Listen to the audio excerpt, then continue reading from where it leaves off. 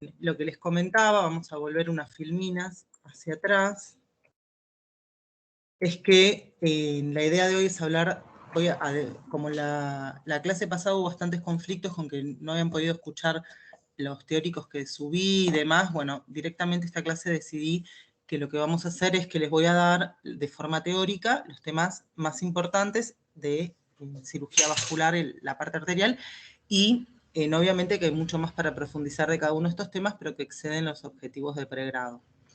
Los temas que vamos a tratar son estos que están aquí, que ya se los había leído antes. Entonces habíamos empezado con isquemia aguda de miembros inferiores, que la definimos como dice este texto, ¿sí? Es la disminución, un empeoramiento súbito de la perfusión del miembro que tenga una evolución menor a 14 días. Ya cuando hablamos de isquemias mayores de 15 días, hablamos de subagudas o crónicas, dependiendo de la evolución. Dentro de la clínica que vamos a encontrar, lo que es la triada de Griffith, ¿sí? Dolor, ausencia de pulsos, palidez, parestesias y parálisis, ¿sí? Cuando a estos síntomas se les suma poiquilotermia, o sea, variaciones en la temperatura, rigidez muscular o contractura muscular, ya estamos frente a estadios más avanzados de la patología que muchas veces requieren de indicar la no revascularización, o sea, la amputación primaria, en fin de preservar la vida. ¿Por qué? Porque hay una cosa que se llama síndrome mionefrometabólico, síndrome de revascularización, en donde cuando la isquemia muscular es avanzada, cuando uno revasculariza, lo que hace es que todos los detritus del metabolismo anaeróbico del músculo y de la rhabdomiólisis se reabsorban y se genera una hiperpotasemia, acidosis láctica, mioglobinuria, insuficiencia renal, que es todo lo que caracteriza este síndrome que les comentaba, que se llama mionefrometabólico. Dentro de la etiología de la oclusión arterial aguda, hay dos grandes entidades, que son la embolia y la trombosis, ¿sí? La embolia, por lo general, está asociado a antecedentes cardiológicos, pacientes fibrilados, pacientes con algún tipo de alteración cardiológica. Y la trombosis, la particularidad que tiene es que se da en pacientes con patología arterial previa, donde hay una placa que se trombosa y genera ese empeoramiento súbito del flujo. En este cuadro se los puse para que vean la incidencia y la forma de presentación. ¿Pueden ver el cursor cuando lo muevo? No. ¿No lo ven? No, no.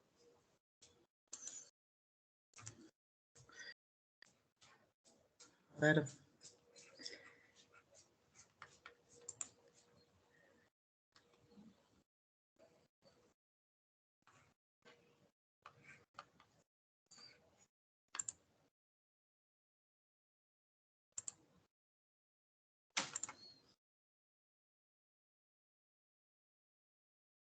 Ahí lo pueden ver al cursor.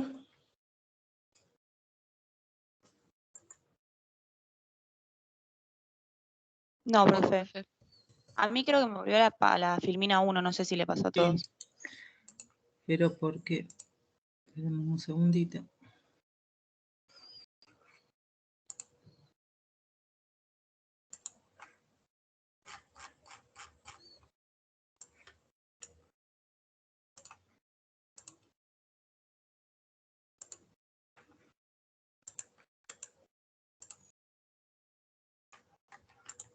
Ahí sí pueden ver el cursor.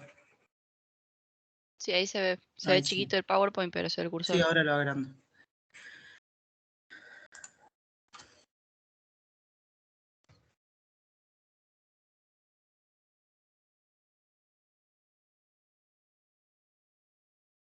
Bueno, entonces, dijimos que las causas más frecuentes eran la embolia y la trombosis, ¿sí? Dentro de las diferencias que hay entre cada una de estas, vamos a ver que en la trombosis el inicio es mucho más insidioso que en la embolia, que es brusco, justamente porque acá en la trombosis lo que hay que tener en cuenta, y que es un factor muy importante, es lo que les decía antes, de que el paciente tiene patología arterial previa. Entonces, por lo general pueden ser pacientes que ya estén en tratamiento porque claudiquen, que ya hayan tenido algún tipo de intervención vascular, y la isquemia prolongada, crónica, lo que genera es o estimula al desarrollo de la circulación colateral. Entonces, la clínica suele no ser tan florida como en la embolia, en donde en unas arterias previamente sanas interrumpe un émbolo o una oclusión aguda.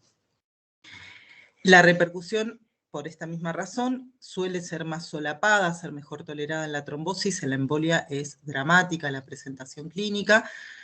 Los pulsos contralaterales pueden estar ausentes, porque recordemos que la arteriopatía puede ser bilateral, generalmente es bilateral, en cambio en la embolia están presentes porque son arterias sanas. Hay antecedentes de claudicación, en la embolia no. En la embolia tienen antecedentes cardiológicos, sobre todo las arritmias, y la trombosis está asociada con factores de riesgo, y en las arteriografías se ve en las lesiones por trombosis, lesiones más difusas con desarrollo de la circulación colateral. En cambio en las embolias se ven arterias sanas con un stop claro, que es el que genera el émbolo, ¿sí? Entendamos como émbolo en un cuerpo extraño que viaja por el torrente vascular y que va a viajar hasta donde el diámetro de la arteria sea menor al diámetro del émbolo, y ahí se enclava. Dentro de lo que son las arteriografías, si podemos ver, en el embolismo se ve una disrupción abrupta del flujo con ausencia de circulación colateral. En cambio, en los casos de trombosis hay circulación colateral y lesiones bilaterales, ¿sí? Acá hay una lesión, acá hay otra lesión, lesiones bilaterales. El caso de embolia, ¿sí? Que es este que se muestra acá, un corte abrupto de la circulación. En este caso es una arteria, esta es la femoral, la poplitea, ¿sí? En donde se enclavó un émbolo a nivel popliteo y hay ausencia de flujo distal con escasa o nula circulación colateral. La trombosis, en cambio, fíjense en que si bien es bien segmentada, hay mucho desarrollo de circulación colateral, ¿sí?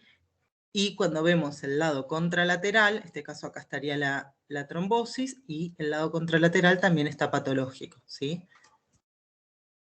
Bueno, con respecto a la localización, vamos a ver que en esta tabla yo se las puse a modo para poder graficar en los diferentes niveles, pero quédense como regla que del último lugar en donde uno palpa un pulso, de ahí en un nivel más arriba es donde está la oclusión, ¿sí? Entonces, por ejemplo, si no tengo pulso ni femoral, ni popliteo, ni pedio, seguramente la oclusión esté a nivel aortoilíaco. Cuando palpo pulso femoral, seguramente la oclusión sea, por ejemplo, si palpo pulso en la ingle femoral, seguramente sea en la femoral superficial o a nivel popliteo. Si tengo pulso popliteo es distal, ¿sí? Y en estos casos es lo mismo. Bueno, si una vez que uno palpa pulso popliteo, la oclusión es infrapatelar o distal. ¿Cuáles son los diagnósticos diferenciales a estas situaciones de oclusión arterial aguda? Bueno, acá les puse una lista con todos los posibles diagnósticos diferenciales. Situaciones simuladoras, donde voy a tener clínica de isquemia aguda, pero que no están asociados a patología arterial. Van a ser todas aquellas en donde haya bajo gasto cardíaco y haya una hipoperfusión distal.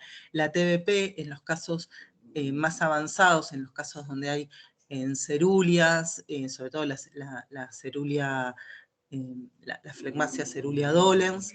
Las neuropatías también pueden dar síntomas similares. Y dentro de las causas no arterioscleróticas que generan una oclusión arterial aguda, están los traumatismos arteriales, las disecciones aórticas, arteritis, hipercoagulabilidad, quiste popliteo, atrapamiento de la arteria poplitea.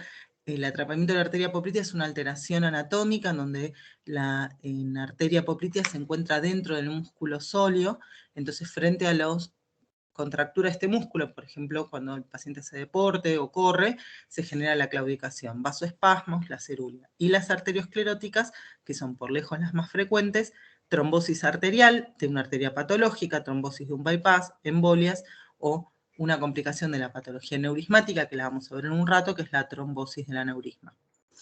Dentro de la clínica, primero va a aparecer, eso es progresiva, primero aparece dolor, pérdida de sensibilidad, parestesias, palidez, ausencia de pulsos, el pie se encuentra pálido, doloroso, frío, pero algo muy importante es que el paciente lo moviliza, ¿sí? Cuando uno le pide que mueva, lo puede movilizar.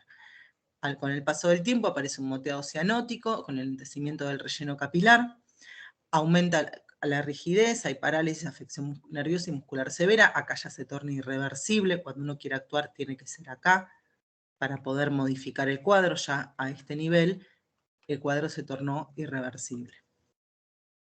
Entonces hay una clasificación, que es la clasificación de Rutherford, que lo divide en tres estadios. La categoría 1, que es con el miembro viable, en donde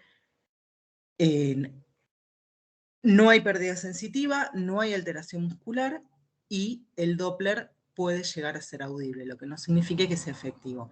Estos pacientes lo que hay que hacer es un estudio, son urgencias, no emergencias. O sea, lo que me permiten es hacer un estudio angiográfico y en función a eso planificar el tratamiento. Algo muy, muy importante en estos casos es que por ninguna razón un método diagnóstico tiene que enlentecer la terapéutica. Por ejemplo, yo este paciente en un estadio 1 no tengo que salir corriendo a quirófano, pero sí lo tengo que resolver a corto plazo, dentro de las 6 horas. Porque si no, sí, va a pasar al estadio en donde es en emergencia y lo voy a tener que resolver de forma emergente. Lo que no se puede hacer es decir, bueno, le pido un Doppler y que mañana lo vea al vascular. Mañana ya es tarde, ¿sí? Entonces, lo que hay que hacer es, en el caso, ver con qué recursos cuenta la institución en la que estoy, le puedo hacer una angiotomografía, le puedo hacer una arteriografía, o directamente lo tengo que llevar a quirófano, estudiarlo y operarlo. En el caso del estadio 2, en donde empieza a haber pérdida de la sensibilidad y de la motilidad, el Doppler suele no ser audible arterial, sí venoso. Estos son los pacientes que requieren de tratamiento emergente, ¿sí? En donde yo no puedo retrasar por nada, por ninguna razón, el tratamiento de este paciente. Este paciente va a quirófano y se hace la arteriografía intraoperatoria y se resuelve en función a la etiología. El estadio 3 es el estadio irreversible, en donde ya hay parestesias, hay anestesia, el Doppler venoso tampoco es audible. A ver, deme un segundito, por favor.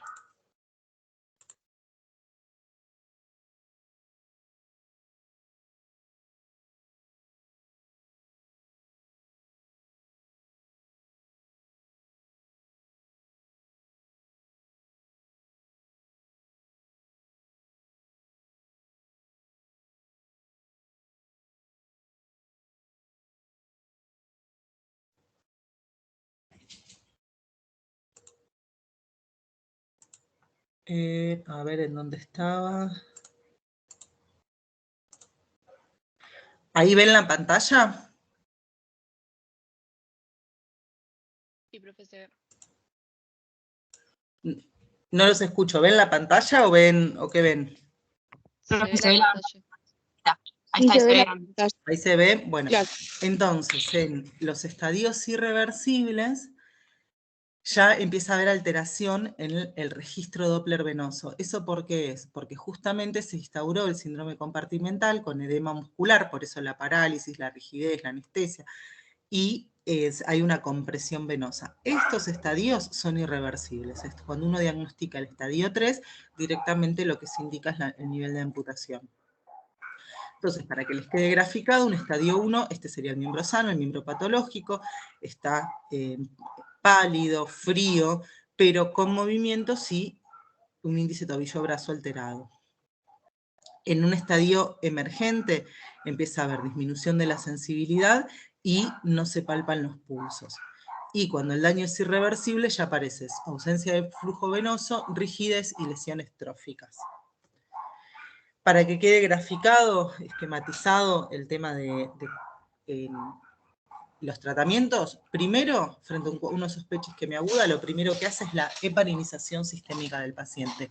No porque esta heparinización vaya a resolverle mucho, pero sí evita la progresión de el coágulo, ya sea secundario a una trombosis o secundario a una embolia. Cuando hay un stop vascular, empieza a haber agregación plaquetaria y se empieza a generar un trombo intravascular que va a ir progresando el nivel.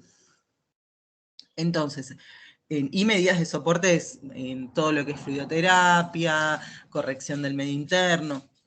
Si el miembro es está dentro de la clasificación de viable, se hace un estudio angiográfico, arteriografía, angiotomografía, y el tratamiento electivo según la etiología, ¿sí? Acá inclusive uno puede probar con trombolíticos, con tratamientos menos invasivos.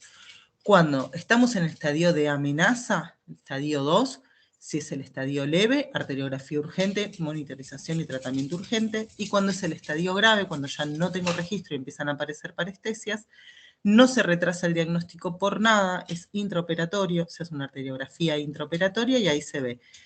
Hay una etiología clara de embolia, paciente, no sé, una paciente de 80 años con antecedente de fibrilación y una clínica clara de embolia, inicio brusco, pulsos contralaterales, embolectomía. No es, uno se tira más para el diagnóstico etiológico de trombosis por el resultado de la arteriografía que presenta circulación colateral, un paciente con arteriopatía previa y demás. Bueno, lo que se hace es, para el caso de las embolias, bypass o trombolisis, ¿sí? Pero por lo general se hacen cirugías de bypass. Y en el caso de que son irreversibles, que están dentro de este estadio, directamente se indica el nivel de amputación. El tratamiento de las embolias, entonces, el quirúrgico, embolectomía con catéter de Fogarty, el no quirúrgico, la heparinización y las opciones de trombolíticos. ¿Cuáles son las posibles complicaciones asociadas a la embolectomía? Injurias arteriales secundarias a la instrumentación con el catéter de Fogarty y reoclusiones. Y asociadas a la isquemia avanzada, lo que habíamos hablado antes del síndrome de reperfusión o mionefrometabólico y el síndrome compartimental. Estos están relacionados ya no tanto con la arteria como órgano, sino con los músculos, ¿sí? Los músculos toleran muy mal la isquemia, muy mal. Entonces, y una vez que se instauró el daño muscular, ya se torna irreversible. Entonces, empieza a pasar esto, uno lo revasculariza, reperfunde el músculo, pero el músculo que está dañado empieza a dematizarse, aparece el síndrome compartimental y se empiezan a reabsorber todos los detritus del metabolismo anaeróbico y de la rhabdomiólisis y generan el síndrome de reperfusión o mionefrometabólico. Entonces, ¿de qué va a depender la evolución del paciente? De la profundidad de la isquemia, del tiempo que lleve la isquemia, de la presencia o no de circulación colateral, y si es una trombosis secundaria de un bypass o de un puente venoso. Fíjense en cómo varían los porcentajes de amputación en relación al tiempo de evolución de la isquemia. Por eso es que lo ideal es resolverlos dentro de las 6 horas de instaurado el cuadro. En este gráfico lo que les muestro es cómo es la técnica de la embolectomía con catéter de Fogarty. Se hace la disección arterial, se progresa el catéter pasando el émbolo. Hay catéteres, los que vienen ahora tienen 2 lúmenes, no son ciegos, entonces uno le permite hacer una arteriografía por un lado y por otro inflar el balón. Entonces nos aseguramos que pasamos el émbolo, inflamos el balón y retiramos todo, con émbolo y todo. Esta es una arteria poplitea, esta es la rodilla, acá está el hueco popliteo, acá está la ingle. Se abordó la arteria poplitea, se hace la arteriotomía y este es el catéter de Fogarty, la embolectomía con Fogarty. Bueno, ¿alguien tiene alguna duda hasta acá de esto? Sigo. Vamos a continuar con enfermedad arterial obstructiva, pero esta vez crónica de los miembros inferiores, ¿sí? A diferencia del anterior, de lo que hablamos es del resultado de una obliteración arterial progresiva continua que genera un déficit crónico del aporte de oxígeno tisular con desarrollo de circulación colateral para compensar la obstrucción. Dentro de las etiologías, la arteriosclerosis a la cabeza, radioterapia, tromboangiitis obliterante o enfermedad de Buerger, es una enfermedad autoinmune que afecta a los vasos de pequeño y mediano calibre.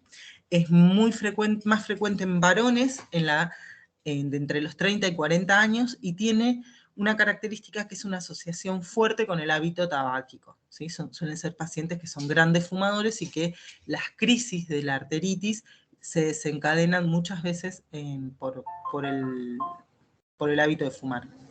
Proliferación mixomatosa de la media, atrapamiento popliteo, ya se los comenté, disecciones aórticas y traumatismos vasculares. Dentro de las formas clínicas las vamos a separar en las infrainguinales y en las aortoilíacas. Dentro de las infrainguinales, La iliofemoral representa el 5%, femoropoplitea es la más frecuente, poplitea el 5% y los distales el 15%, siendo sobre todo características la arteriopatía crónica distal, infrapatelar, ¿sí? Cuando hablamos de distales hablamos de por debajo de la rodilla, ¿sí? Hablamos de los vasos tibiales, en los pacientes diabéticos, ¿sí? En los tabaquistas por lo general hacen las formas femoropopliteas y los diabéticos las distales. Por eso es mucho más complejo revascularizar un diabético que a una arteriosclerosis hipertensiva o por tabaquismo. Dentro de la enfermedad ortoilíaca tiene un nombre que es enfermedad o síndrome de Lerich. Hay la clasificación de Wester, las clasifica en 3 tipos. Cuando está solo afectada la aorta y los vasos ilíacos, o sea que es intraabdominal, representan el 10%. Cuando se extiende a la ilíaca externa y femoral común, pero siempre intraabdominal, entre el 20 y el 25%, y la más común de todas es cuando hay compromiso asociado del eje aortoilíaco más infrainguinal. Para la arteriopatía crónica hay una clasificación, que es la clasificación de Fontaine, que lo divide en estos 4 estadios. Rutherford es como el libro de vascular que seguimos la gran mayoría de los vasculares, es de la escuela inglesa. Después está la escuela francesa, que a mí personalmente me gusta bastante, pero bueno, en la escuela americana es Rutherford a la cabeza, que él hizo esta clasificación en donde extiende a la clasificación de Fontaine de los 4 estadios, los lleva a 6, separando las lesiones tróficas y separando el dolor de reposo, ¿sí? La claudicación intermitente.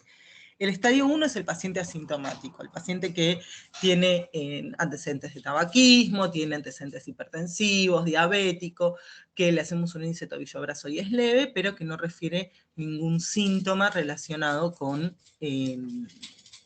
la arteriopatía crónica. El estadio 2 aparece la claudicación intermitente, que es el gran síntoma de estos pacientes. ¿A qué nos referimos con claudicación intermitente? A que es un paciente que en reposo no siente ninguna molestia en los miembros, pero cuando empieza a exigir, por ejemplo, con la caminata, empieza a aparecer un dolor que lo hace parar, descansar, recupera con el reposo el dolor y continúa. Se llama marcha en el mirador de vidrieras, porque por ejemplo los pacientes, así es como lo describen en el Minchas, en la mayoría de los libros de semiología, por la mayoría de los pacientes, ¿qué hacen? Van caminando y cuando claudican, paran un rato, se ponen a mirar una vidriera, a hacer algo, recuperan y siguen, ¿sí? Por eso tiene ese nombre.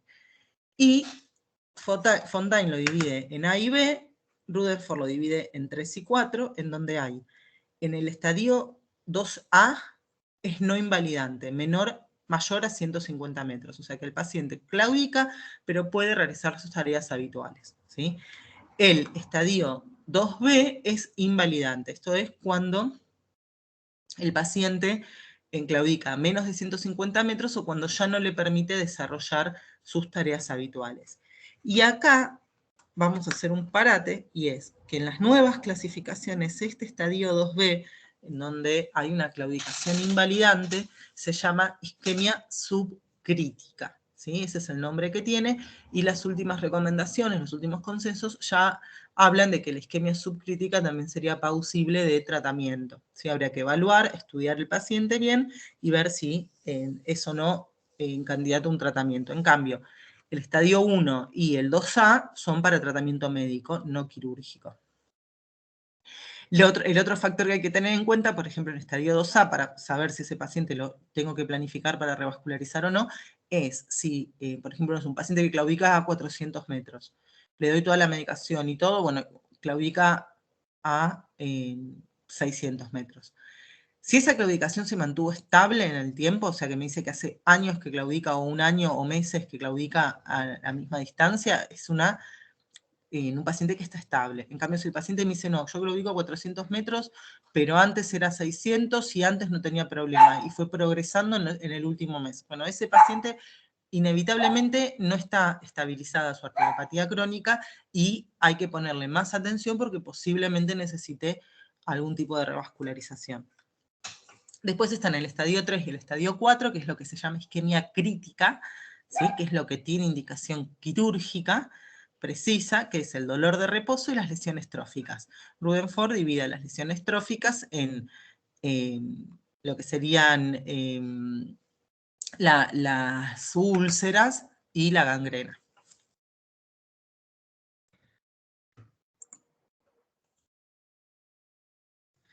Bueno, entonces, en este cuadro, un poco más de lo que les venía comentando, el estadio 1 puede haber palidez, frialdad, alteración en todo lo que son uñas y el pelo, las uñas suelen estar adelgazadas y haber alopecia.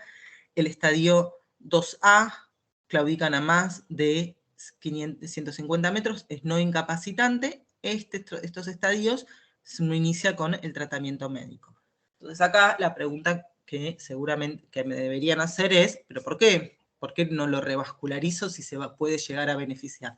Bueno, la arteriopatía es crónica. ¿Qué significa que sea crónica? Que tiene tratamiento pero que no tiene cura. Entonces, yo no es como si tuviera una litiasis vesicular, que lo opero al paciente, le saco la vesícula, se recupera el postoperatorio y fin del problema. En este caso, la patología sigue estando, los pacientes son panvasculares, no hay un solo terreno vascular afectado, sino que justamente el panvascular significa que van a tener más de un terreno afectado. La enfermedad, por más que el paciente modifique todos sus factores de riesgo, va a seguir progresando. Entonces, la idea de la revascularización es que sea realmente cuando el paciente le va a generar un beneficio clínico. Y además que las revascularizaciones no son inocuas, pueden generar complicaciones que terminen en la amputación del miembro o, por ejemplo, si hago un bypass y el bypass se tapa, bueno, con el abordaje quirúrgico se altera la circulación colateral, o sea que el paciente queda peor que antes de operarse, ¿sí? Entonces, por eso las indicaciones tanto de los tratamientos endovasculares como de las cirugías convencionales tienen estas indicaciones bien precisas. El estadio 2B, cuando hay una claudicación a menos de 150, incapacitante, dijimos que se llamaba isquemia subcrítica, y la isquemia crítica, lo que tengo que hacer es un estudio angiográfico. En el caso de el 2B, puedo hacerlo de forma ambulatoria, el dolor de reposo y la lesión trófica, el paciente hay que internarlo. Se hace el estudio angiográfico y se define si las lesiones son pausibles de tratamiento endovascular o tratamiento quirúrgico. ¿Cómo diferencio el dolor al examen físico entre el que es de origen arterial, osteoarticular, muscular o neurológico? Bueno, en este cuadro se ve bien las diferencias. El de origen arterial claudican un nivel más abajo de donde está la oclusión, o sea, si el paciente claudica en los gemelos, probablemente la oclusión sea femoropoplitea, si tiene una claudicación glútea, sea iliofemoral. Está alterada la temperatura, la coloración y los pulsos al examen físico. El índice tobillo-brazo se hace dentro de lo que se llama laboratorio vascular, que es lo que uno hace cuando revisa al paciente. Lo que hacemos es con un elemento como este, que se llama Doppler pulsado, que es como un lápiz, que lo único que hace es emitir sonidos del flujo, no mide, no nos da gráficos, ¿sí? y mucho menos imágenes. Es simplemente uno registra el sonido. Entonces lo que se hace es que se pone un tensiómetro, se coloca el traductor del Doppler pulsado, Doppler sonoro a nivel tibial posterior y se mide la presión. ¿En qué momento deja de registrarse señal? Y lo mismo se hace a nivel radial.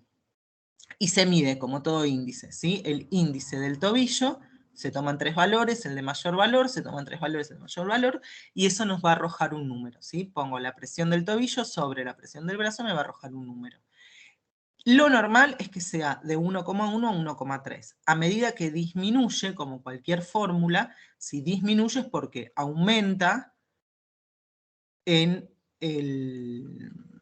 disminuye en el numerador y aumenta el denominador. Entonces, cuando empieza a bajar la presión a nivel distal en los miembros inferiores, este índice empieza a disminuir.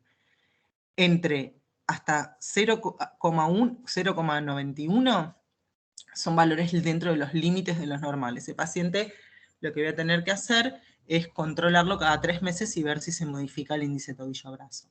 Cuando tengo de 9 a 4 es una isquemia leve moderada y menos de 4 es una isquemia grave. ¿Cuáles son las deficiencias de este método? Bueno, justamente, por ejemplo, en los diabéticos, que se da algo que se llama enfermedad de Monkeberg o calcinosis de la media, se generan una calcificación de los vasos arteriales, de la capa media de los vasos arteriales distales, y eso hace que sean rígidos y no compresibles. Entonces, al aumentar este valor, porque voy a necesitar hacer mucha más presión para poder colapsarlo, aumenta el índice. Entonces cuando hay un índice de más de 1,3, se habla de que es no compresible y habla de más patología que la isquemia grave. Porque además lo que tiene la enfermedad de Monkeberg es muy ingrata porque no le podemos hacer nada, no le podemos angioplastiar, no le podemos operar, no le podemos hacer nada más que apelar al desarrollo de la circulación colateral y algún método de salvataje, pero con muy poco porcentaje de buenos resultados. Bueno, dentro de lo que es el tratamiento médico, acá están los pilares. Que deje de fumar en el preciso instante en que lo diagnosticamos. ¿Por qué? Porque cuando el paciente fuma, en ese momento se genera la irritación del endotelio. O sea, ya está, lo que fumó, fumó, eso no lo vamos a poder modificar, pero sí, desde que nosotros lo recibimos al paciente en adelante, y hay que hacerle hincapié en esto, que cada vez que fuma se irrita el endotelio del vaso, lo que genera más daño, más estimulación a la formación de placa y empeoramiento de la patología. Manejo de la hiperlipemia, hipertensión, diabetes. También se dan estatinas, ya las estatinas demostraron que tienen muy buen funcionamiento como estabilizadoras de placa. Tratamiento antiagregante plaquetario, la aspirina a la cabeza. El clopidogrel no ha demostrado ser mejor que la aspirina, y en los casos de los primeros estadios, en donde vamos a hacer tratamiento médico, tampoco la doble antiagregación demostró ser mejor que la agregación simple con aspirina. Tratar las causas poco frecuentes o buscar causas poco frecuentes de arteriopatía.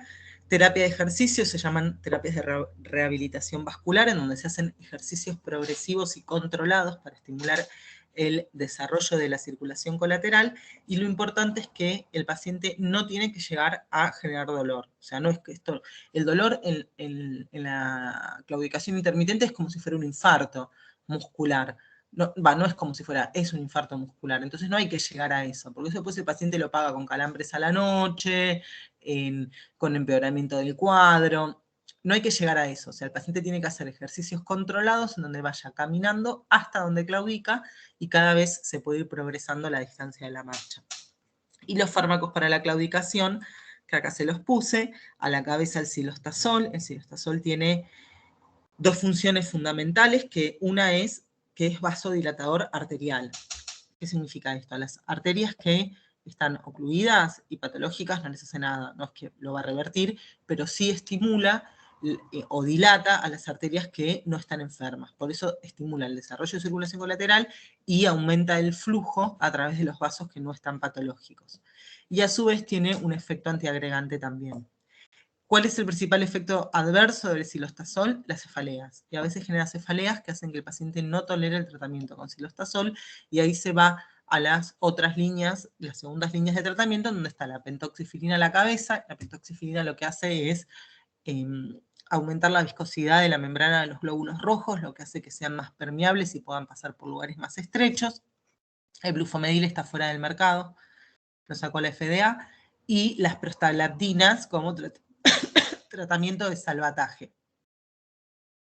En terapias alternativas, factores de crecimiento, células madre, mesoterapia, todo eso está en estudio. Y cuando hay úlceras hay que hacer los tratamientos específicos para el cierre de las úlceras. Bueno, dentro de lo que sería el tratamiento de revascularización, el tratamiento quirúrgico, o sea, le hacemos todo el tratamiento médico, bueno, está ahí todo fantástico, pero ahora, ¿cómo sabemos? Supongamos que tengo un paciente con una isquemia subcrítica, una isquemia crítica, o estos pacientes que vienen con una claudicación progresiva. Hay diferentes clasificaciones, ¿sí? La en que se lleva por ahora, igual ahora están ingresando otras, que es el GLASS y el PLAN, pero la que hasta ahora tiene mayor consenso es el TASC. El TASC es en un consenso que se hizo en el 2012 de la Sociedad Transatlántica de Cirugía Vascular, y en lo que se basa es en la anatomía de la lesión. Por eso es que es necesario tener un estudio angiográfico, porque en la clasificación la vamos a hacer en función a la anatomía de la lesión. Dividen, esto no se lo tienen que saber, esto es simplemente para que sepan lo que hacemos, pero esta clasificación no la tienen que estudiar.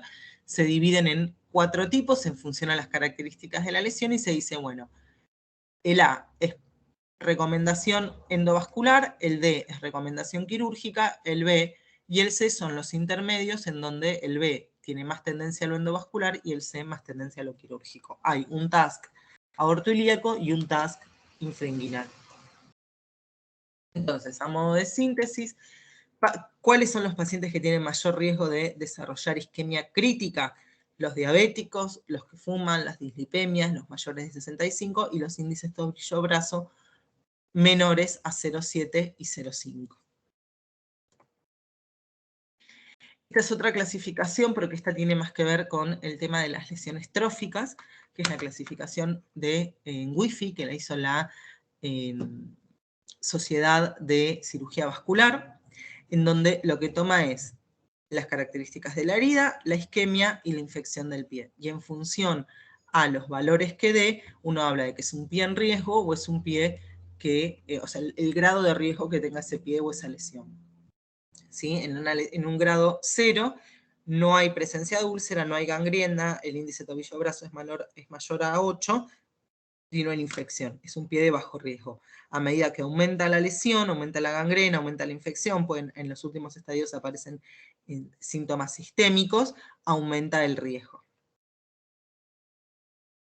Esta clasificación, yo personalmente es la que más utilizo, en donde es la clasificación del EX, que a mí me gusta mucho porque, fíjense en esta parte, nos dice qué hacer. Así que es maravillosa. Toma la clasificación arteriográfica, la presentación clínica, las características del paciente, si deambula, si es obeso, si tiene factor coronario asociado, la edad, y los factores técnicos. Es una reoperación, es una angioplastia, tengo segmento venoso, y en función a eso se atribuye un valor en donde sugieren cirugía abierta, endovascular o amputación primaria. Fíjense en esta particularidad. Si hay una úlcera en el talón o insuficiencia renal crónica, se duplica el score. ¿Eso qué significa? Que, por ejemplo, yo tengo un paciente con isquemia crítica, no sé, un dedo negro, postrado, o que solo se transfiere, solo ayuda a transferirse, y más de 70 años, ¿sí? Por ejemplo, un paciente postrado mayor de 70 años con una lesión trófica, ya no tiene indicación de revascularización. Un paciente, por ejemplo, que solo camina en la casa, obeso, y que consulta por lesión trófica, por ejemplo, no sé, una úlcera en el talón, fíjense que tendría 2, 4, 6, y la úlcera en el talón duplica el score. Entonces ya no sería candidato para cirugía abierta y pasaría a endovascular, independientemente del task. ¿Por qué? Porque el riesgo que tendría ese paciente para una cirugía abierta ya excede los beneficios que le podríamos dar. Bueno, y así se va haciendo todo esto. Bueno, ¿qué criterios son los que tenemos que tener en cuenta para hacer cualquier bypass? Esto es fundamental para la planificación quirúrgica. Siempre hay que buscar una arteria sana de dónde salir, tener lechos distales, ¿sí? Porque si de repente yo le hago una arteriografía a un paciente diabético y no tengo una sola arteria que llegue al pie, ¿qué voy a revascularizar? Voy a hacer un bypass que va a llegar a una arteria tapada. Eso no sirve para nada, ¿sí? Por eso es que siempre los lechos distales, tener un vaso de salida es importante y la elección del conducto. Bueno, esto es un poco más de lo que habíamos hablado de isquemia crítica, cuáles son los criterios, ¿sí? Es el dolor de reposo, recurrente, persistente, que requiere opiáceos para su tratamiento de por lo menos 2 semanas, úlcera o gangrena, con presión sistólica del tobillo de 50 milímetros. Esa es la definición que dio el TASC, ¿sí? Tiene una tasa de amputación mayor del 25% y muerte por complicaciones cardiovasculares del 25%. Esto es justamente por lo que yo les decía antes de que los pacientes son panvasculares, ¿sí?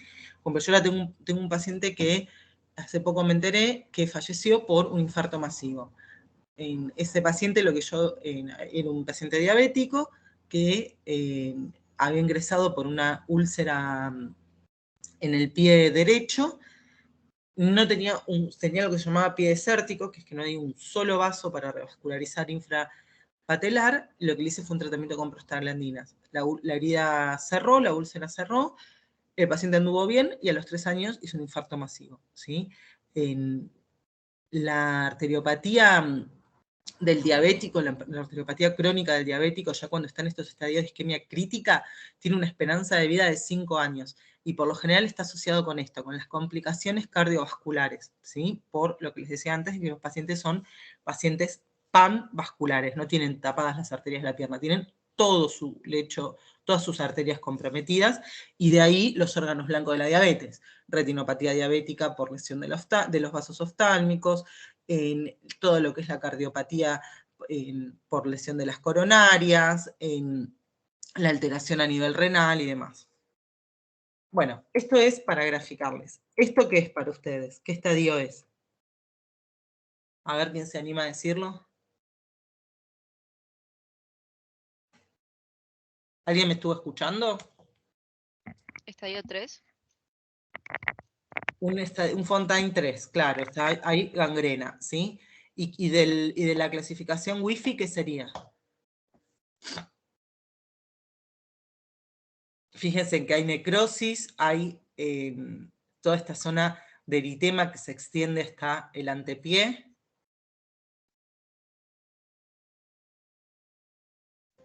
Dos. Supongamos que tiene elevado los glóbulos blancos.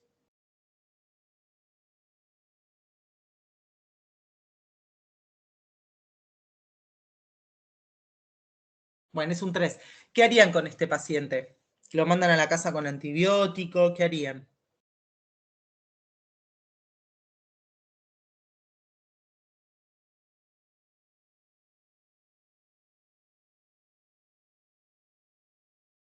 ¿A nadie se le ocurre qué harían? Quirúrgico. Isquemia crítica es criterio de internación, ¿sí? Además tiene un pie de alto riesgo, así que hay que internarlo, pasarle antibióticos sistémicos, corregir el medio interno, ver cómo está la función renal. Si la función renal está bien, se le hace una arteriografía y se ve si se puede revascularizar o no. En este caso, lo que le hicimos fue una angio-TAC, ¿sí? Bueno. Entonces, el score de riesgo de la isquemia crítica está validado, bueno, hicieron una corte de pacientes, qué hacemos con los que se niegan a la opción del bypass, y en los pacientes postrados, la amputación primaria suele ser la propiedad, porque ¿qué sentido tendría revascularizar un miembro en un paciente postrado que no lo va a usar? Sumarle solo riesgo asociado a la intervención.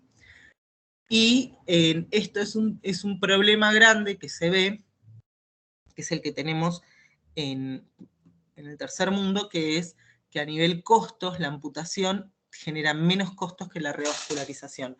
El tema es que genera menos costos en el momento, ¿sí? Pero para el paciente es mucho peor en rehabilitarse de una amputación mayor que de una revascularización exitosa, ¿sí? En los países desarrollados, ¿qué hacen?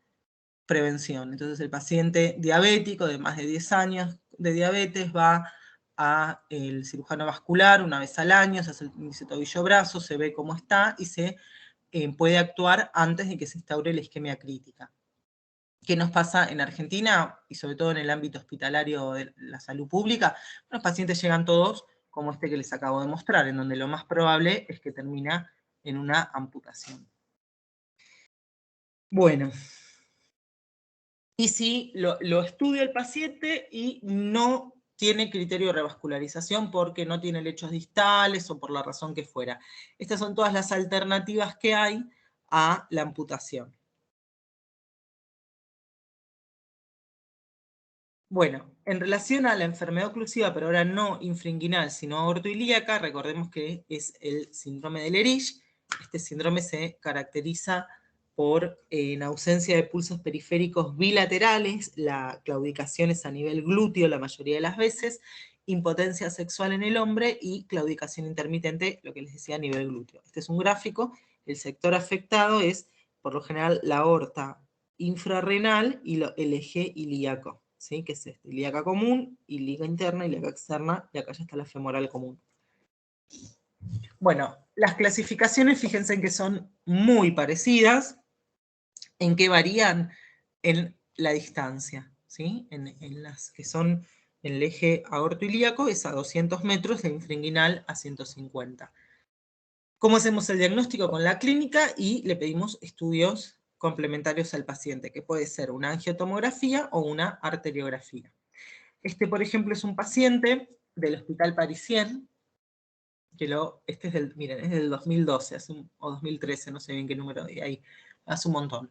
Este lo operó mi papá, y fíjense en que viene la aorta divina hasta que se ocluye infrarrenal y reaparecen los vasos distales a través de circulación colateral, ¿sí? Este caso es una anastomosis que hay entre la epigástrica superior, rama terminal de la mamaria interna, y la epigástrica inferior, rama de la femoral común. Acá se ve en la angio la reconstrucción, ¿sí? Fíjense en cómo falta todo el eje aortoilíaco. A este paciente lo que le hicieron fue un bypass desde la aorta ascendente hasta los vasos femorales. Entonces, ¿cuál sería el algoritmo terapéutico? ¿Tiene indicación de actuación invasiva el paciente? ¿Es una isquemia crítica? ¿Es una isquemia subcrítica? ¿Es una claudicación progresiva? Se estudia la morfología de las lesiones y se valora el riesgo quirúrgico con los scores que les mostré. Y en función a eso se eligen las técnicas para realizar la revascularización, ¿sí? Esto se los voy a pasar, esto se los puse para que lo vean, pero es simplemente el mismo score de TASC, pero a nivel aortoilíaco. Esto, para que sepan que existe, no se lo tienen que aprender. ¿Sí? Entonces, ¿cuándo hacemos bypass? ¿Cuándo hacemos tratamientos endovasculares? ¿O cuándo se hacen técnicas en híbridas? O sea, que se puede hacer, por ejemplo, poner una endoprótesis aorto monoilíaca y un bypass femorofemoral. Dentro de los estudios preoperatorios, recordemos que son panvasculares, estudiamos la parte cardiológica, la parte respiratoria y los vasos del cuello, además del prequirúrgico común que se le piden a los pacientes. Esto es un bypass, es el gráfico, ¿no? De un bypass aorto bifemoral, ¿sí? Se hace la anastomosis a nivel de la aorta distal y de las dos arterias femorales. Cuando el paciente, por alguna razón de la evaluación preoperatoria, tiene mucho riesgo quirúrgico, ¿sí? No tiene indicación de endovascular y tiene mucho riesgo quirúrgico, lo que se puede apelar es a las técnicas que se llaman extraanatómicas, de revascularización extraanatómicas. ¿Por qué se llaman extraanatómicas? Porque justamente hacemos puentes por zonas donde no hay una arteria o sea, no es el camino habitual de los vasos, ¿sí? Por ejemplo, este es anatómico, aorto bifemoral, está dentro del eje. En cambio este, axilo bifemoral, no es en la anatomía habitual de los vasos, ¿sí? Pues se llaman extraanatómicos.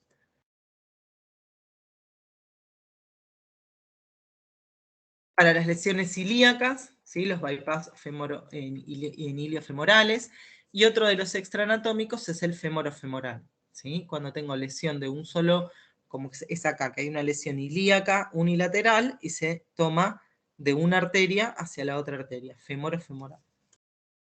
Dentro de las terapéuticas endovasculares se puede hacer la angioplastia con colocación de stent.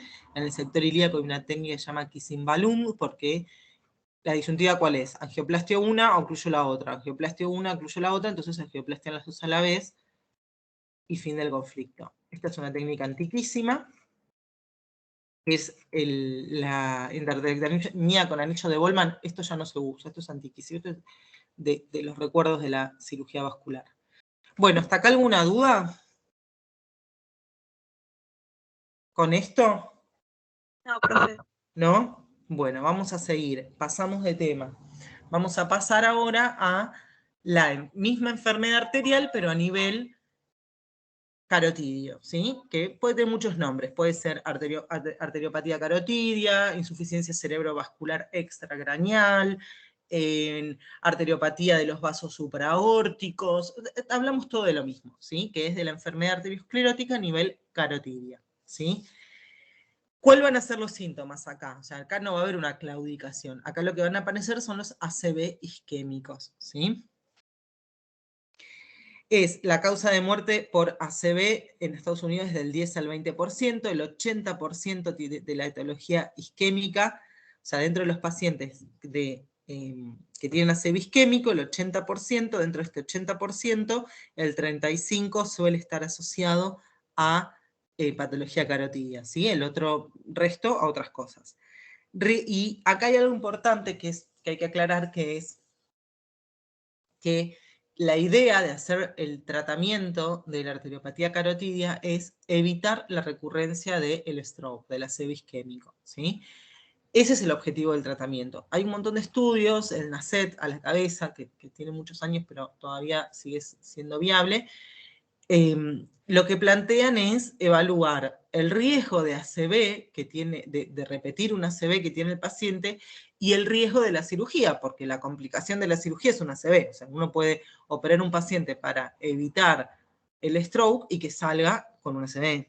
¿Por qué? Porque embolizó durante el acto quirúrgico o durante el acto endovascular. Entonces, evaluando estos factores es donde se hacen las recomendaciones, ¿sí? Por eso no es que tengo una placa en la carótida y la opero. No, tiene su indicación precisa.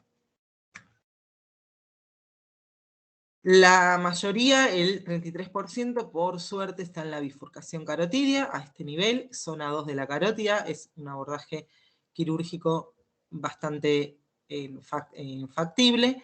Después están a nivel proximal, en el arco aórtico, el 9%, en el origen de la arteria vertebral, ¿sí? Esta es la arteria vertebral, en el origen de la arteria vertebral, esta es la arteria subclavia, el 20%, y intracraneales o inaccesibles el 33%.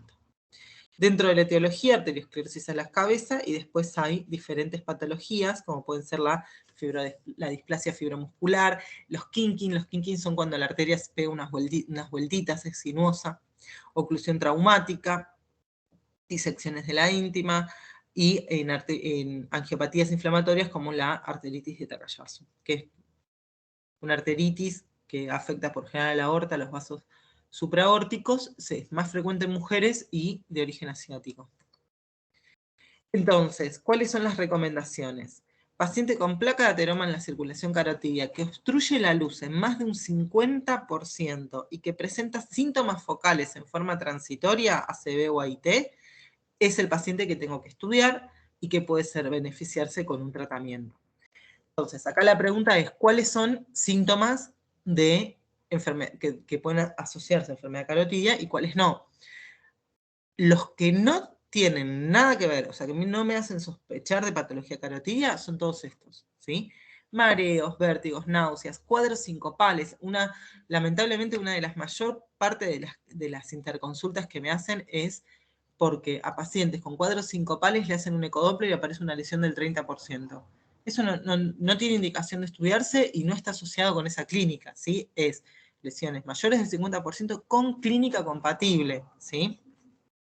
¿Cuáles sí son? Amaurosis fugas, síntomas motores semicorporales, sensitivos, trastornos del lenguaje, trastorno del campo visual, apraxias, agnosias, desorientación visoespacial, síndromes de heminegligencia, trastornos de la mirada conjugada. Todos síntomas de ACV isquémico. Y acá empieza, con esta filmina lo que les traigo es, bueno, decimos, bueno, hasta ahí ya sabemos bárbaro qué hacer con un paciente con síntomas. Ahora, un paciente que no tiene síntomas, así que en un estudio de rutina, que ahora se hace bastante, que dentro del chequeo general ponen el Doppler de vasos del cuello, ¿no? Entonces, en el Doppler de vasos del cuello tiene una oclusión mayor del 50%, pero está asintomático. ¿Qué es lo que corresponde hacer? Bueno, lo que hay que evaluar es, primero, las características de la placa y segundo, el riesgo de stroke que tiene el paciente, ¿sí? Fíjense en que el riesgo en un paciente asintomático sin tratamiento es del 2% anual, ¿sí? Cuando uno instaura un tratamiento médico, disminuye un montón más, ¿sí? En la sintomática, el riesgo es del 5% anual en estenosis del 50 al 60%. Y cuando son mayores del 70 aumenta al 14, ¿sí? Por eso es que estas son las que tratan. ¿Cómo hacemos el diagnóstico? Examen físico, historia clínica compatible, ecodoppler color, y en función al resultado del ecodoppler se piden estudios más invasivos. Dentro del ecodoppler, ¿qué es lo que hay que tener en cuenta? Que las placas no son todas iguales, ¿sí? Una placa homogénea y que no sea ecolúcida es una placa estable, es una placa que tiene poco riesgo de ruptura. Ruptura es sinónimo de embolización, ¿no? Embolización es sinónimo de ser isquémico. Entonces tiene menos riesgo de ruptura y menos riesgo de complicación. En cambio, cuando la placa es heterogénea, ecolúcida, ya es una placa de riesgo, ¿sí? Esas placas de riesgo ya, independientemente de si tiene o no ese 60% de oclusión, son placas que son plausibles de embolizar. Entonces, ameritan un tratamiento más que nada para estabilizarla. ¿Cuáles son los pilares del tratamiento? Al igual que habíamos hablado antes, con la arteriopatía de miembros inferiores, el tratamiento médico, el tratamiento quirúrgico convencional y el tratamiento endovascular. Dentro del tratamiento médico, el mismo, exactamente, el mismo que antes. Aspirina, alguna estatina para estabilizar a la placa y controlar los factores de riesgo, ¿sí? Cese del hábito tabáquico, cambio de los estilos de vida y control de la hipertensión. Esta es una imagen que les traje para mostrarles cuál sería la idea del tratamiento endovascular. Lo que se hace es, se canaliza a nivel femoral, se asciende con toda una serie de cuerdas y de catéteres, se llega hacia la arteria donde queremos trabajar. Se pasa una cuerda guía, sobre esa cuerda guía un filtro, siempre un filtro. ¿Por qué? Porque fíjense en que cuando se manipula la placa emboliza. Esto va derecho al cerebro, ¿sí? Entonces se colocan estos filtros para disminuir los porcentajes de embolización. Y se puede hacer la angioplastia y colocación de stent de ser necesario. La endarterectomía carótida todavía sigue siendo un tratamiento, muchos centros es el tratamiento de elección para la patología carotidia. La indicación es en pacientes con estenosis mayores al 70%, tiene una morbilidad menor al 6% en equipos entrenados, obvio, y en las estenosis del 50 al 69% hay que evaluar qué paciente es el que se beneficia o no, ¿sí? Cuando la estenosis es mayor al 70% o hay síntomas de ACV isquémico en relación a la lesión, por ejemplo, la lesión es derecha y la hemiplegia es izquierda,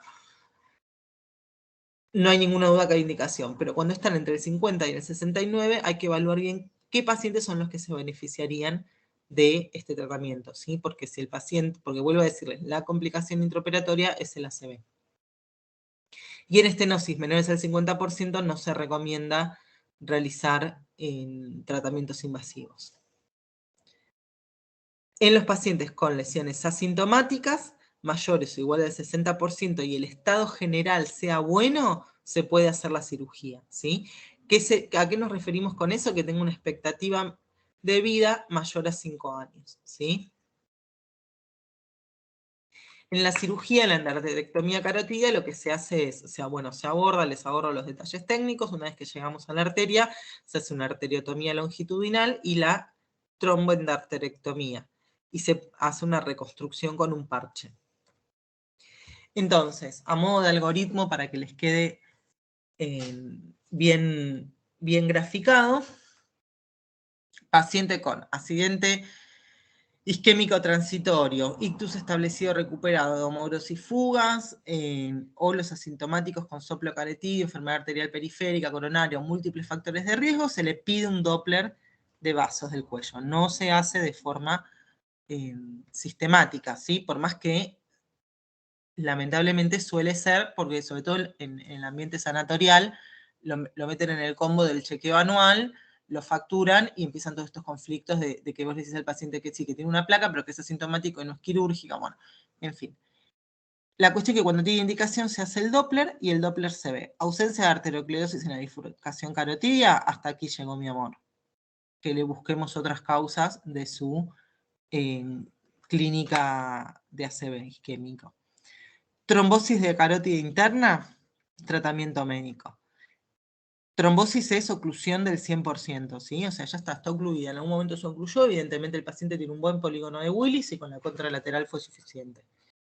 Estenosis menores al 50%, tratamiento médico. Estenosis entre el 50 y el 70, en ausencia de sintomatología neurológica, tratamiento médico. Con sintomatología neurológica, optimizar el tratamiento médico y hacer estudios angiográficos para evaluar si el paciente es plausible de un tratamiento endovascular o de un tratamiento quirúrgico. Pacientes con estenosis entre el 71 y el 99% directamente se van a ir a este mismo camino, a estudiarse, ¿sí? Bueno, ¿alguna duda con patología carotidia? No, profe.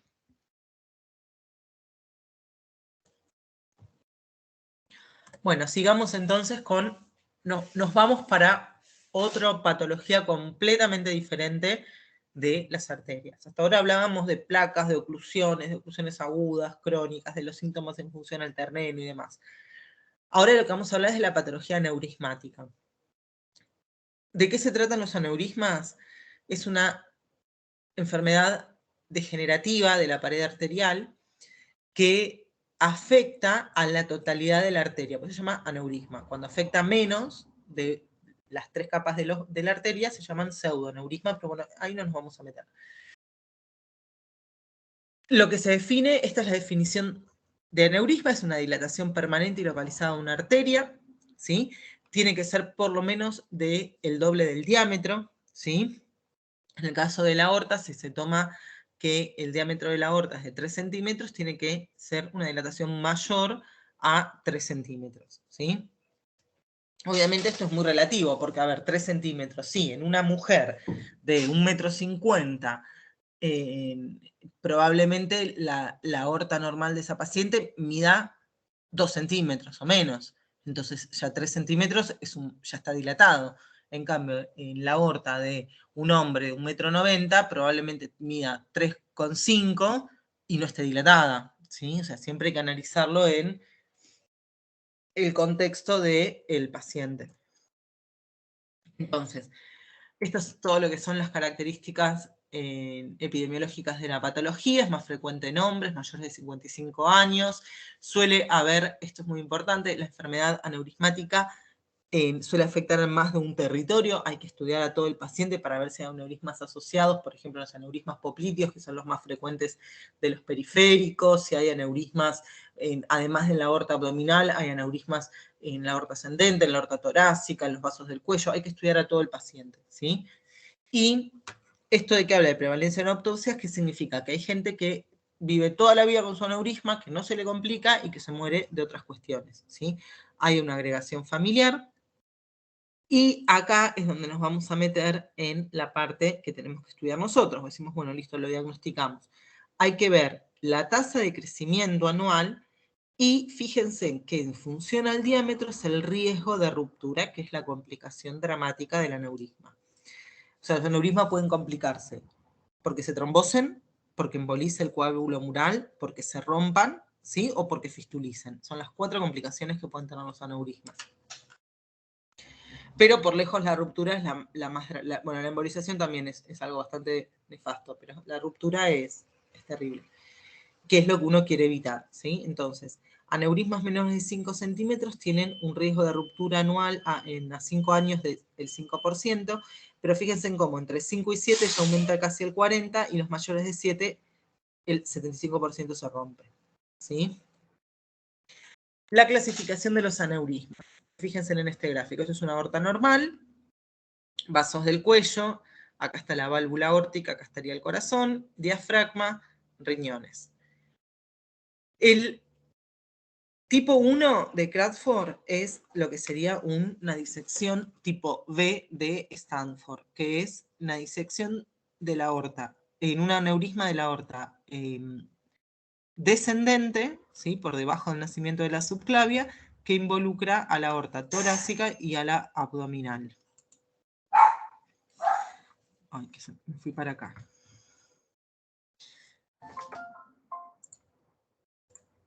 A ver,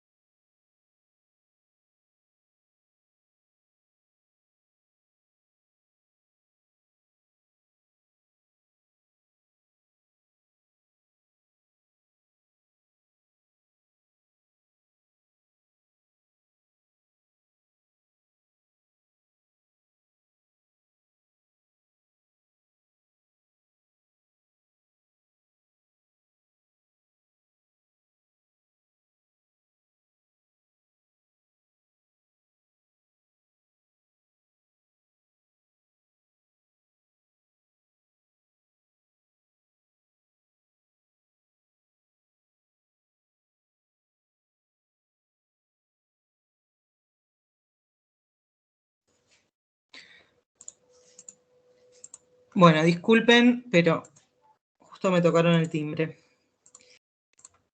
Bueno, ahí ven la filmina en la que estábamos.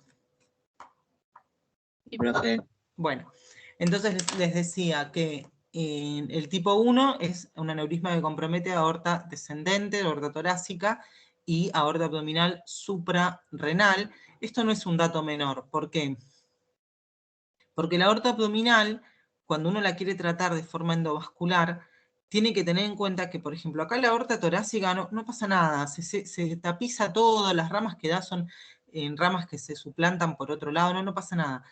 Por eso todo lo que es el territorio de la aorta descendente, ya es indiscutible que el tratamiento es endovascular. ¿Sí? Ya de los últimos 10 años la mortalidad disminuyó tanto con los tratamientos endovasculares que no hay discusión alguna. En cambio, con la aorta abdominal, como están todas estas ramas, que son nada más y nada menos que el tronco celíaco, que se va al hígado, al vaso y al estómago, la mesentérica inferior, que vasculariza todo lo que es la parte intestinal, y las renales, ocluir estas ramas es un problema serio.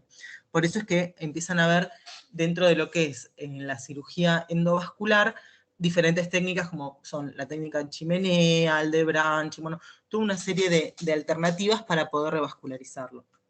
Entonces, que no estén comprometidas las renales es un montón, ¿sí? En el caso de el tipo 2, es un aneurisma que compromete toda la aorta torácica y la aorta abdominal supra, yuxta e infrarrenal. El de tipo 3, el extremo distal de la aorta descendente y la aorta abdominal, y acá tenemos solo aorta suprarrenal. Esta clasificación sirve mucho para la planificación terapéutica, ¿sí? Claramente nadie les va a preguntar esto a nivel de pregrado, pero para que ustedes sepan.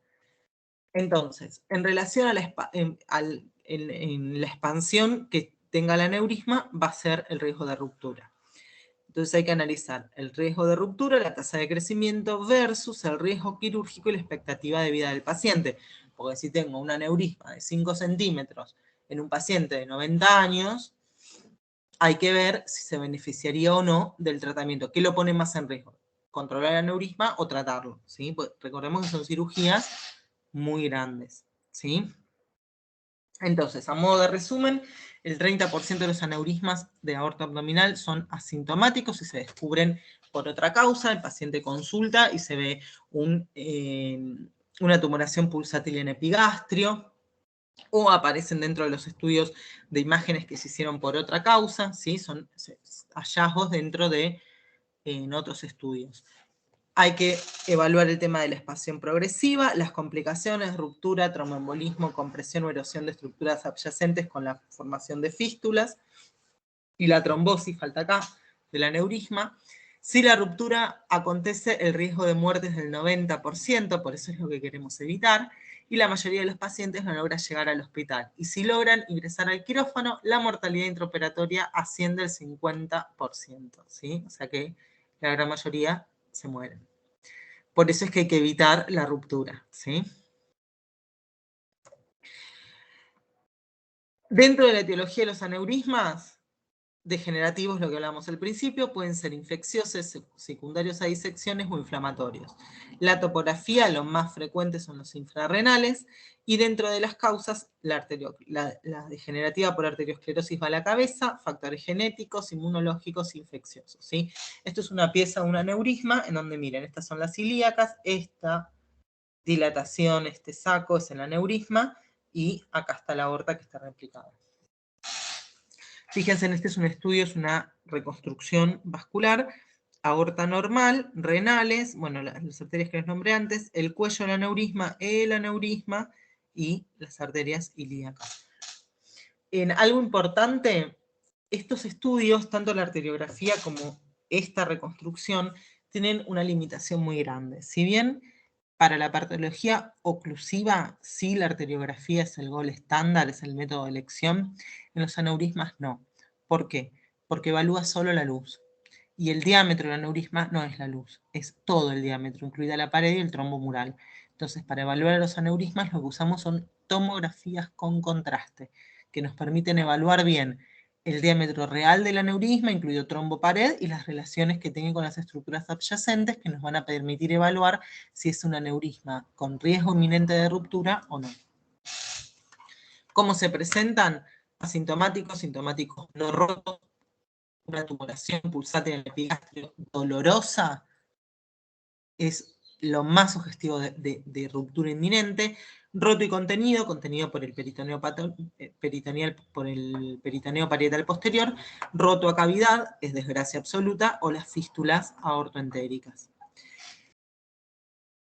Dolor abdominal en los casos de que esté roto contenido o cuando el aneurisma está creciendo y tiene riesgo de ruptura, shock hipovolémico en el caso de los rotos a cavidad, masa pulsátil abdominal en los asintomáticos. Diagnósticos diferenciales, fíjense en pancreatitis, IAM, úlcera perforada o cualquier proceso inflamatorio intraabdominal que dé epigastralgia.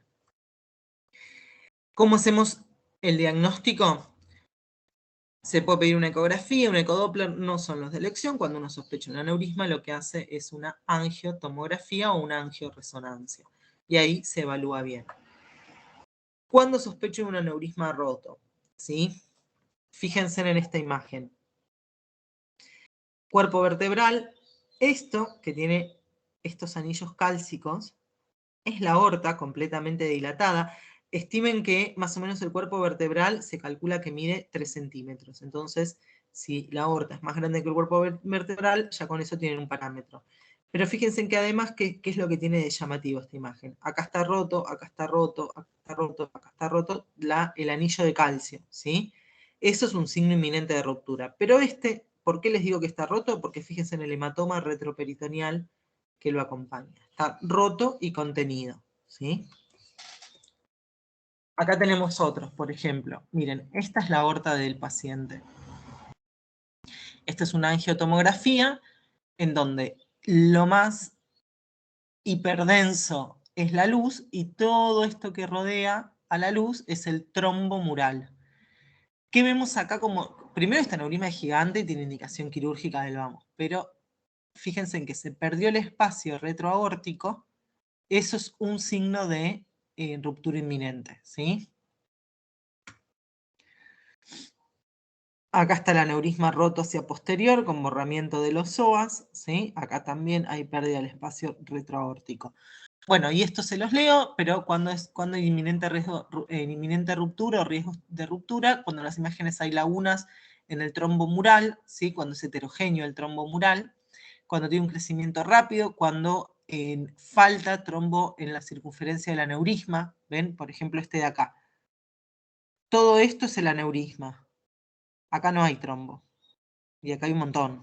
O sea, probablemente se rompa por acá.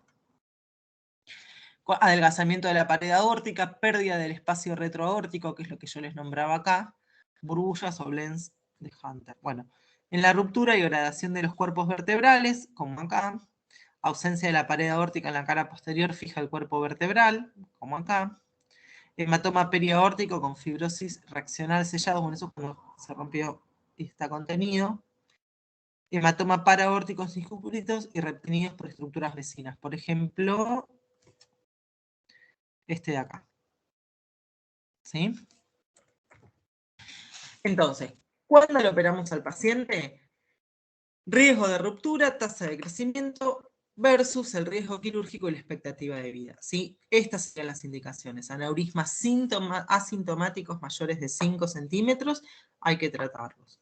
Aneurismas sintomáticos, ¿sí? Dolor en epigastrio, mayores de 4 centímetros, con crecimiento mayor a 0,5-0,7 centímetros semestral o 1 centímetro anual. ¿Esto qué hacemos? Por ejemplo, tengo un paciente asintomático con aneurisma de 4. Bueno, una vez al año le voy a pedir una tomografía y ahí voy a medir cuánto creció el aneurisma. Si creció más de 1 centímetro es un aneurisma que hay que tratar. Aneurismas sintomáticos no rotos y los aneurismas rotos. Bueno, esto es más de lo mismo. ¿Cuáles son las opciones terapéuticas? Podemos hacer la cirugía convencional o la endovascular. Hoy en día ya es rarísimo la indicación de la cirugía convencional. Casi todo se hace de forma endovascular. La cirugía convencional, ¿qué hacía? Se aborda con el paciente en anestesia general, se hace una laparotomía, que puede ser un abordaje retroperitoneal o transperitoneal, como sea, se llega al cuello del aneurisma, ¿sí? Se hace un clampeo, este clampeo genera 800 millones de conflictos intraoperatorios porque hace un aumento abrupto de la presión, ¿sí? Tiene que haber un muy buen manejo anestesiológico. Se clampea arriba, se busca abajo y se hace el reemplazo del segmento donde está el aneurisma, ¿sí?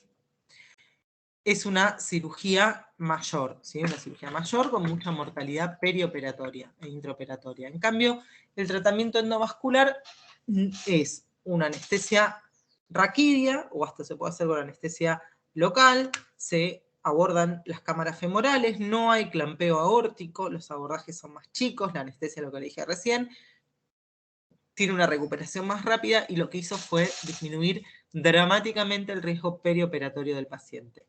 Ahora, ¿cuáles son las desventajas? Que la cirugía, una vez que se pasan los riesgos perioperatorios, tiene muy buenos resultados a largo plazo. En cambio, las técnicas endovasculares, cada vez menos, porque cada vez los dispositivos tienen diseños más sofisticados y se van mejorando, pero suelen necesitar de reintervenciones.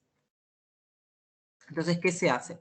Se toman las arterias femorales, se hace la arteriotomía, se ingresa todo el dispositivo donde está montada la endoprótesis, se ubica en el cuello, fíjense en que este es el aneurisma, se ubica en el cuello y se empieza a liberar, ¿sí? Se empieza a liberar, se libera el cuerpo del aneurisma, las dos patas, en este caso sería un aorto biilíaco, se canaliza una de las ramas, que se va para una femoral, y por la contralateral se canaliza la otra rama y se coloca la otra pata de la endoprótesis. Entonces queda sellado endovascular el aneurisma, ¿sí? Esto se trombosa, todo lo que queda ahí, y ya está, ¿sí? Y la sangre pasa por todo este sistema. Bueno, ¿hasta acá alguna duda?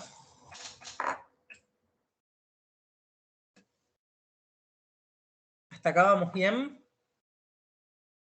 Sí, profe. Sigo. Sí, profe.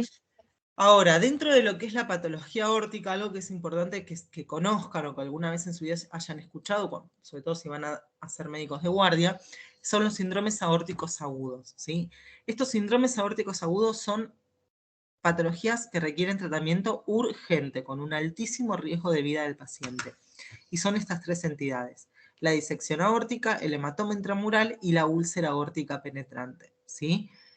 Por lo general, se forma un hematoma intramural, se perfora y se diseca. O sea que serían estadios de la misma patología. Pueden aparecer individuales, pero también hay que tener en cuenta que pueden progresar.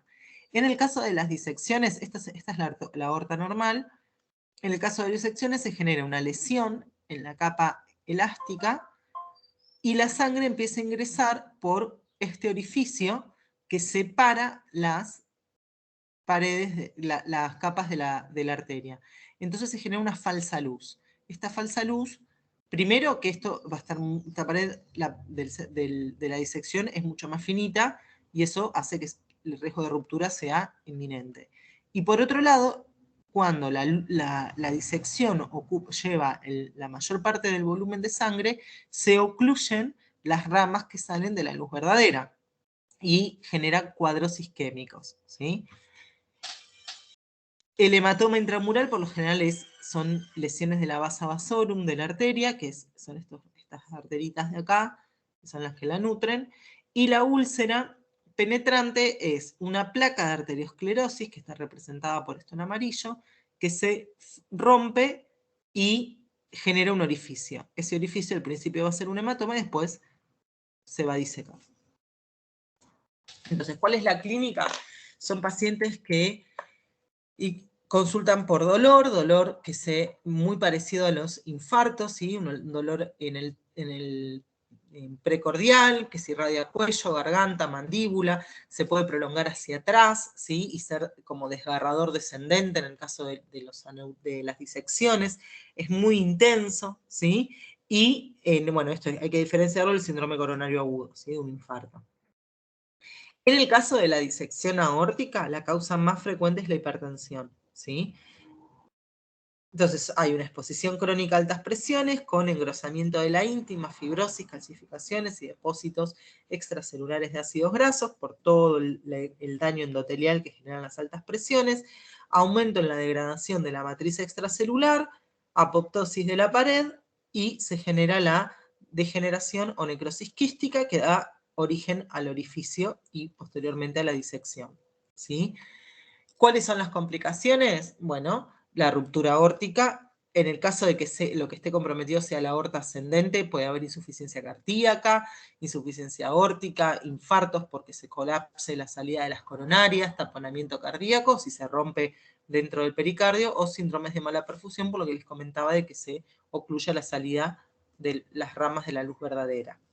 En el hematoma intramural, lo que les había dicho, la vasa vasorum, y puede progresar a pseudoaneurismas, o sea que esto se vaya dilatando cada vez más y parezca un aneurisma, pero en realidad, acuérdense que habíamos dicho con los aneurismas que es la totalidad de la pared. En este caso no es una dilatación de la totalidad de la pared, sino un sector, por eso se llama pseudoaneurisma.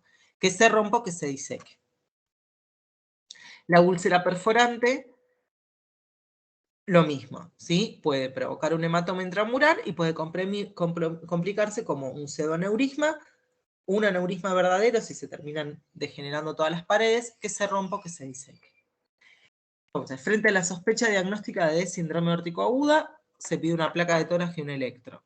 Si hay signos sugestivos, siempre TAC de tórax y abdomen con contrastes, con lo que hacemos diagnóstico de esta patología, la patología neurismática de las disecciones.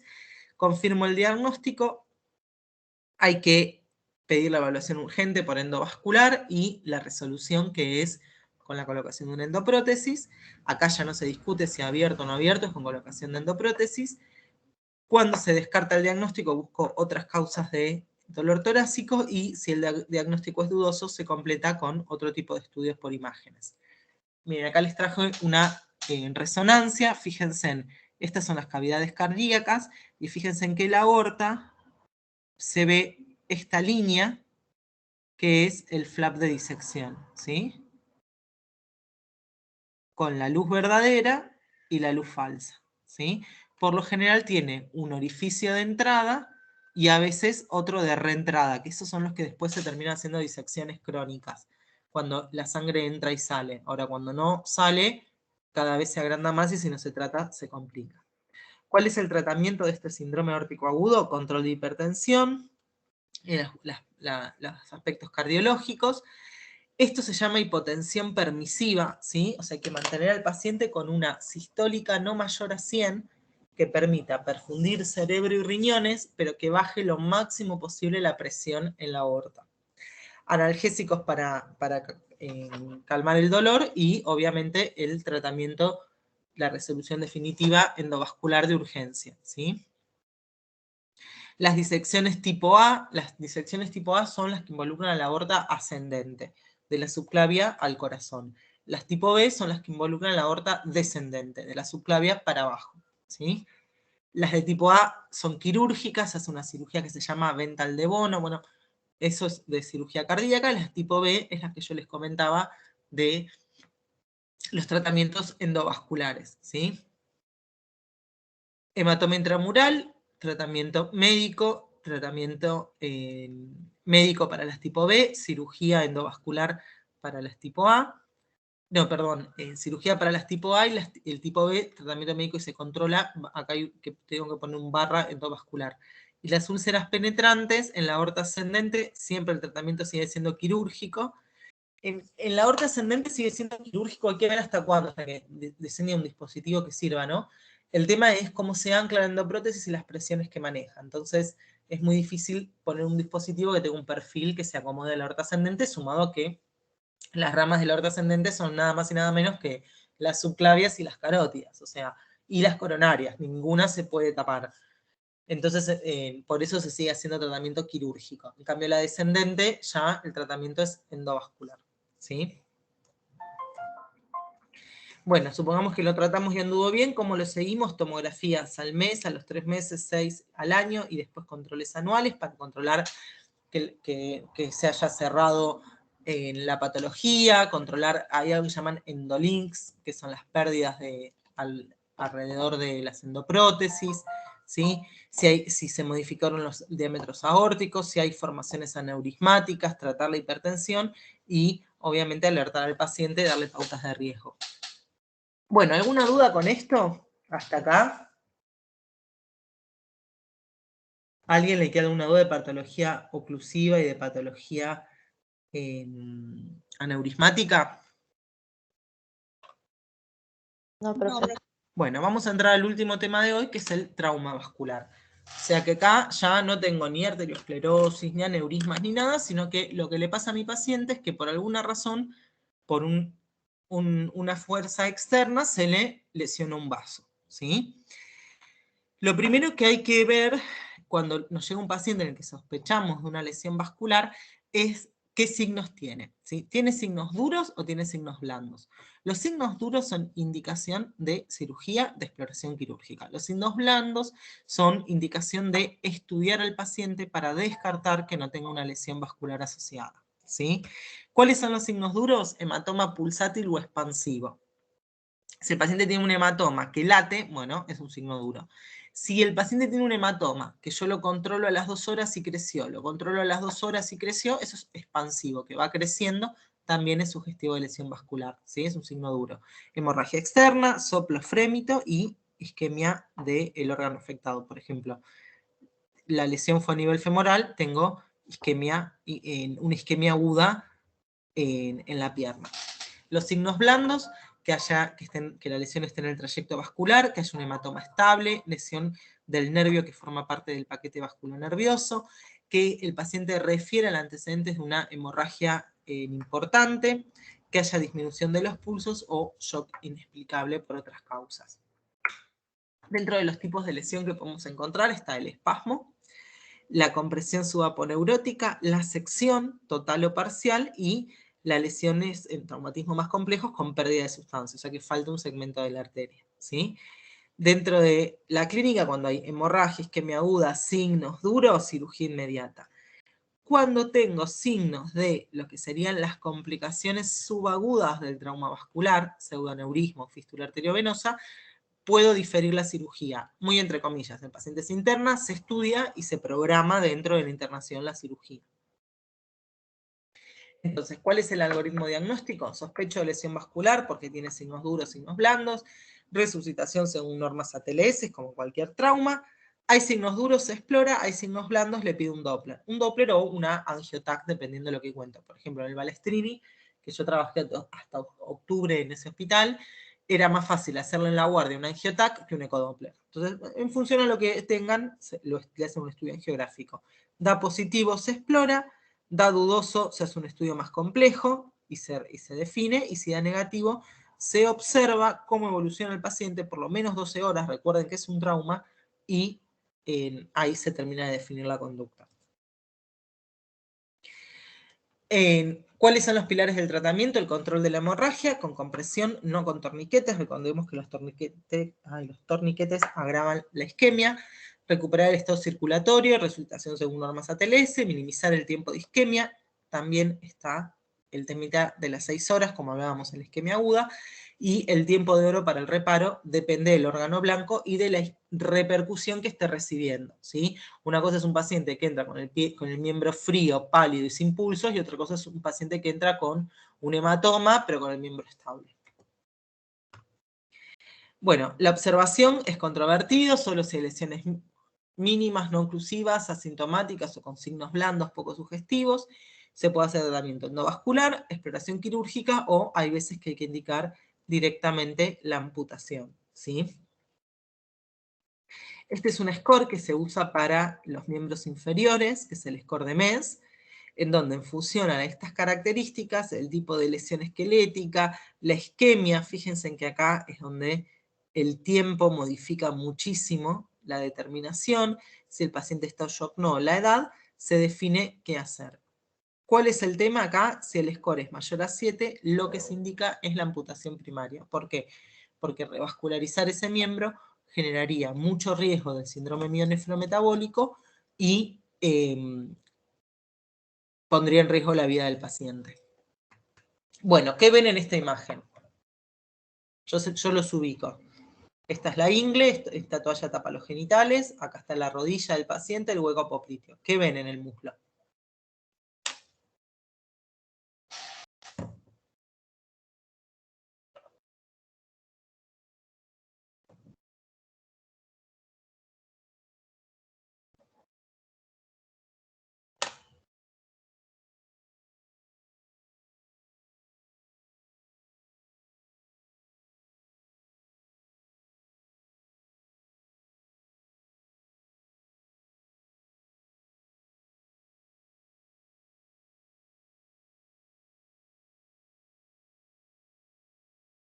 ¿Nadie ve nada?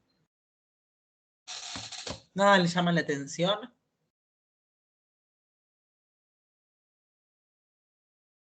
Esto no le llama la atención, esto no le llama la atención.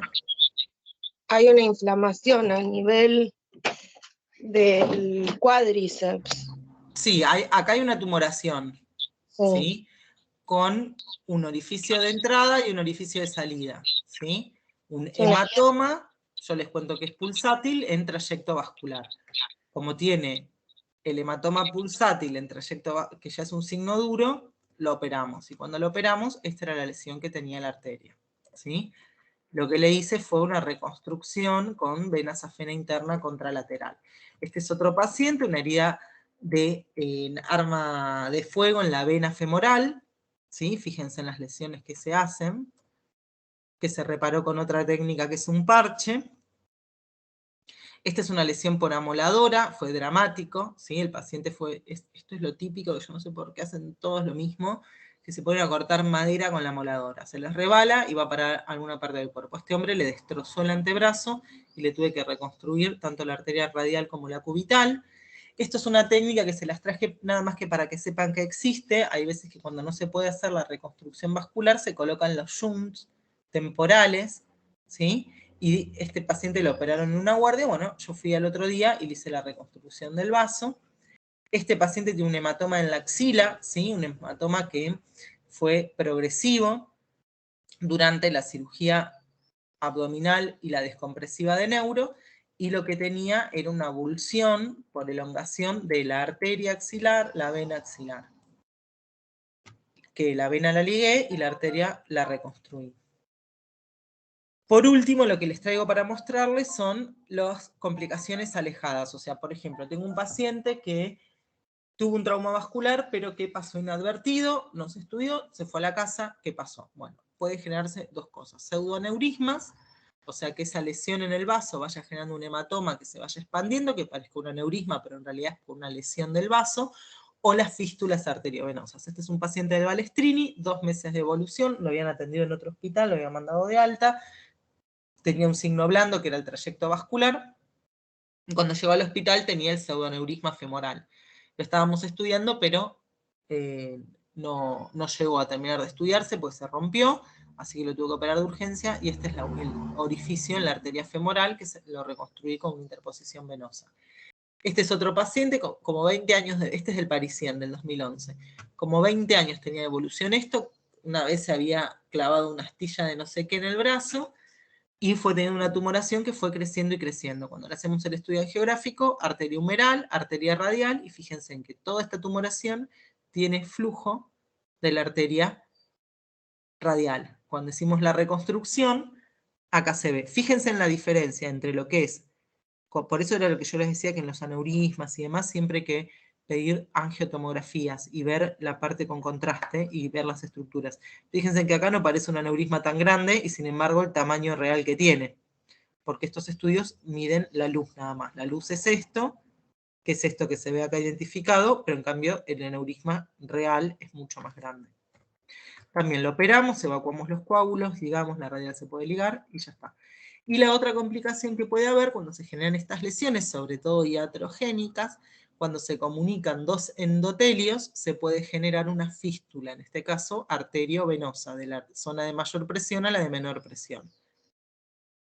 ¿Sí? Que es una complicación alejada que también requiere de tratamiento quirúrgico, porque lo que va a suceder es una hipertensión en el sistema venoso. Bueno, ¿alguien tiene alguna duda con alguno de los temas que charlé, que les dije? No, profe. Bueno, entonces hasta aquí hemos llegado. Espero que les haya servido.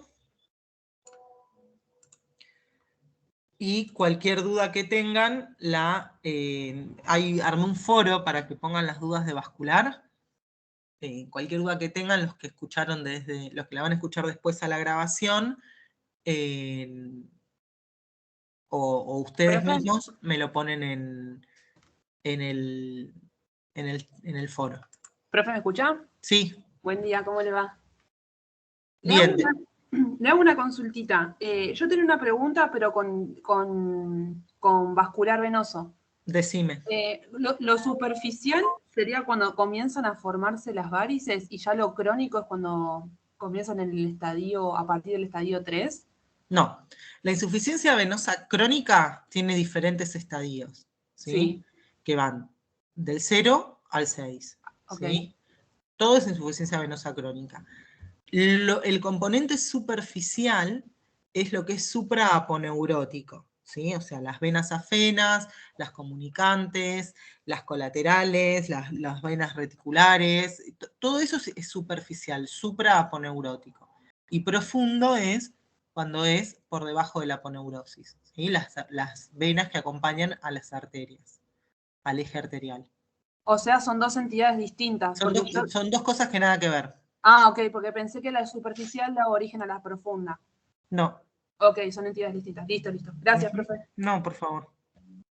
¿Alguien tiene alguna otra duda?